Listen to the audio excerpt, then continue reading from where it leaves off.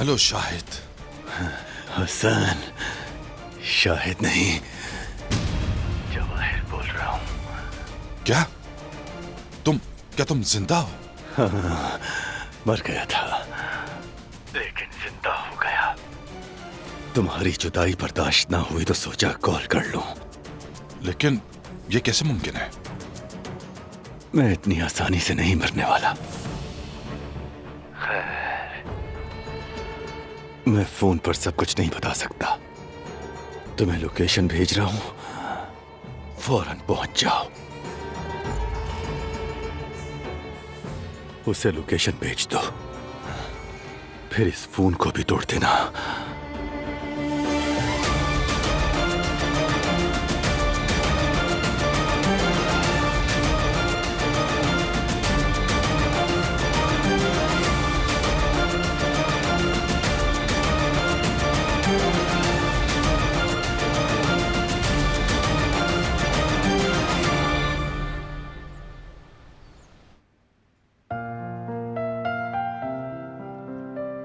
मेरे बारात को एक घोड़ा बहुत पसंद था, उतरता ही नहीं था इसकी पीठ से।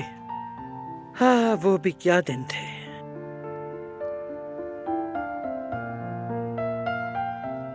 सलामत रहो बेटे।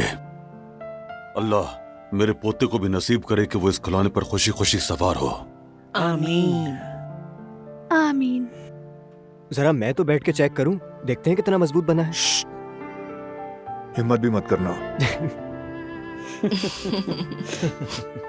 सच कहूं ना, बचपन में मौका मिला और ना आज मौका मिला इस पे बैठने का। जब तुम्हारा बेबी होगा तब इंशाल्लाह।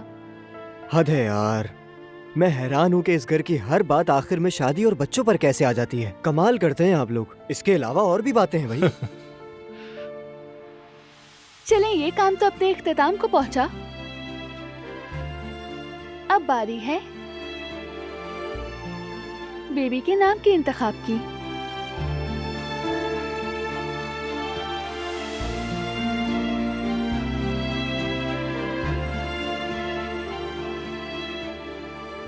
आओ बेटी। कुदरत बाबा, हम कुछ डिसाइड नहीं कर सके। क्या हम अपने खानदान के किसी बुजुर्ग के नाम पर रख सकते हैं बेबी का नाम? दिलान बेटी, इस मामले में तुम्हारे लिए सिर्फ एक ही पैमाना होना चाहिए, तुम्हारे दिल की आवाज। चाहो तो खानदान के किसी बुजुर्ग का नाम रख लो, चाहो तो कुछ नया। सबसे पहले दिल को मानना होगा, ये जो कहेगा वही नाम दुरुस्त होगा।